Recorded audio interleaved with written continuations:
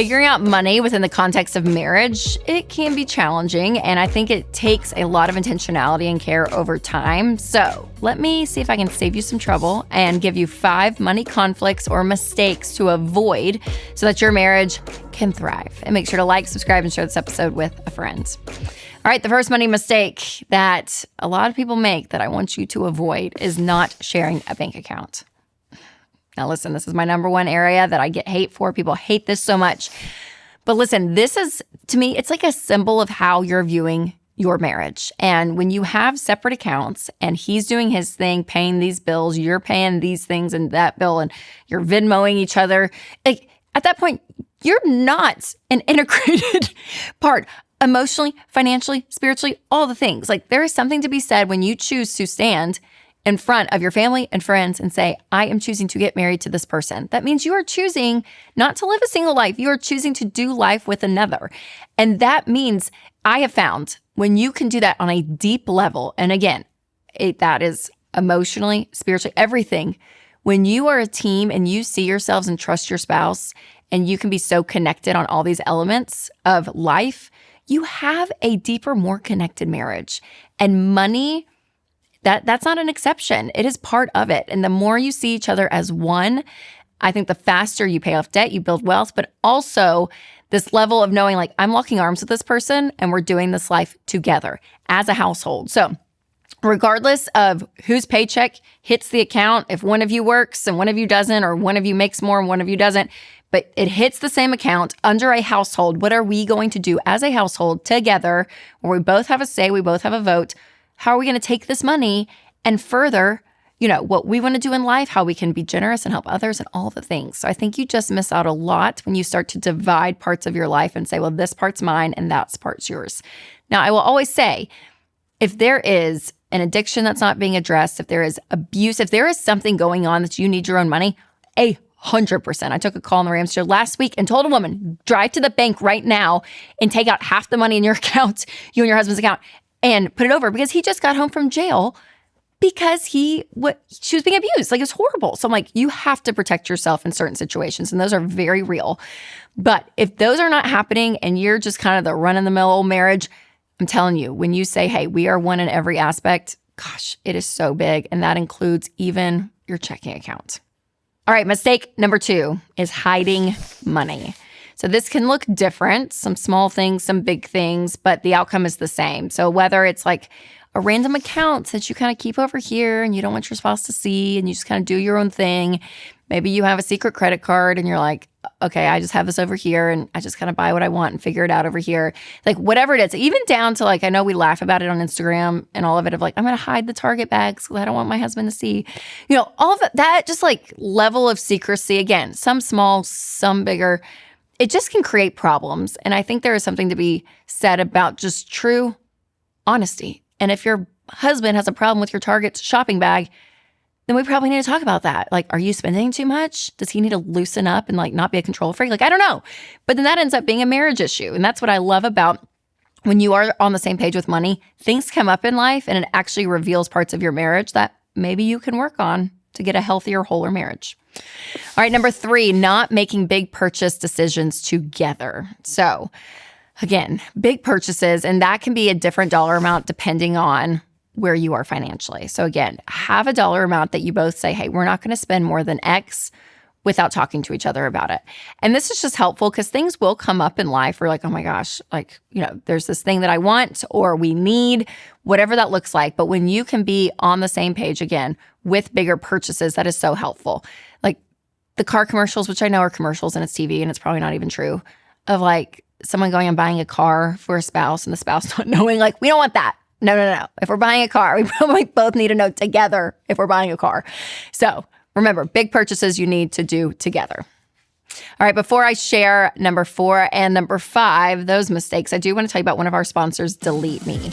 So those holiday promos can be great, but with every newsletter sign up and coupon code, you're giving your data away. And that personal info can easily end up with data brokers who sell it to spammers and scammers. And that is why I recommend Delete Me. The Delete Me privacy team digs through hundreds of those data broker sites to remove your data and keep it gone, which means fewer spammy texts and robocalls. And right now you can get 20% off at joindeleteme.com/Rachel with code Rachel at checkout. So do it today. Again, that's joindeleteme.com/Rachel, code Rachel. All right, the fourth mistake is thinking that your financial beliefs are the only way. So listen, there are some big values that you want to agree upon, just honestly to make life easier when it comes to money, meaning like we would like an emergency fund. Having some money saved seems like a great idea. Like if both of you are on the same page, that's great. Because some people are like, I don't care. I don't need any money saved. And if that freaks you out, like we need to know, like, hey, saved money is smart. A debt, for instance, right? Like maybe you're okay with like, I don't care if we have this kind of debt or that kind of debt and your spouse is the same, whatever. But if you want to live a debt-free life, like that is a value system that you want to talk about. Giving, like all these things, right? The big things you want to be on the same page. But under those umbrellas, things can look a little different. So like Winston and I, we are different. And I do think spending money on a nice hotel is worth it. And he may look at the price tag and be like, this is insane. We could be buying X, Y, and Z with that. And so we're going to have different ways of viewing life. But if I just stay in my lane of experiences and what I want when I spend all the way, I do miss out on another opinion, another way of maybe doing things. So it takes a level of humility, but in those details of how your spouse may view something or want to do something and you're the opposite, which is going to happen, when you can actually put yourself in their shoes and understand where they're coming from, it just creates this like cohesive, not only communication, but a sense of like, oh yeah, we are different and we can both celebrate each other's differences. And I actually may learn from you if I allow myself to be humbled and just say, hey, I'm curious what you think. And if your spouse does the same thing, like when Winston's like, you know what, that was good. That was a great trip, which he said to me recently. And I was like, I know. All right, number 5 is not being aligned on future goals. So where do you want to be? Now, I'll say this about goals. Winston and I sometimes are hit or miss depending on the year. Sometimes we have big goals that stretch over like 3 years or 2 years. And then once those big goals have been accomplished, I have found in 16 years of marriage, like we kind of take a break. We may have a year where we're like, oh yeah, we're going to just be in the routine. Like we don't have this like big thing that we're chasing. And then after a while, you're like, okay, what is our next thing? So I think it's a natural part of the rhythm of life to say, okay, let's look forward. And so for Winston and I, it is. It's a fun thing that we do. We do a dream date every year where we just say, if money was off the table, what do we want? What do we want our life to look like? And so what that ends up being actually has been in the past for us were actual things that we implemented in our life. So whether it was, building a house, we had that like 10 years ago. That was on our dream list. Eventually a pool, certain trips with the kids that we're starting to want to check off the list. Like things like that you're like, okay, let's just dream big. And it may not happen in that calendar year or even the next 2 to 3 or 4 years.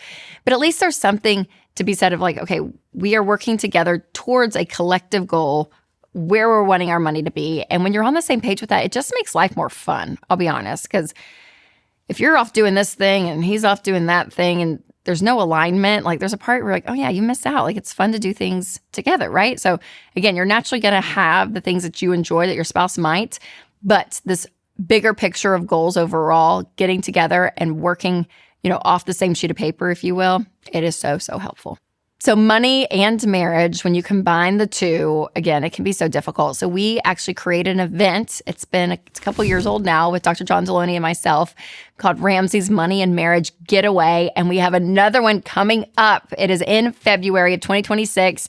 And Dr. John Deloney and I, we spend all weekend with you and your spouse. And it is so fun. It usually starts on a Thursday night, all day Friday and Saturday. And this is one of my favorite events that we do. There's just something about getting in a room full of like-minded people, not perfect people. And that's the other beautiful thing is marriage is hard. It's messy. It can be exhausting. Like it's a lot.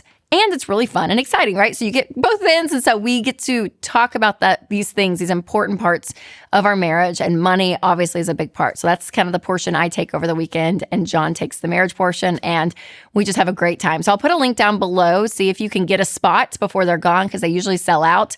but we'd love for you to join us in Nashville.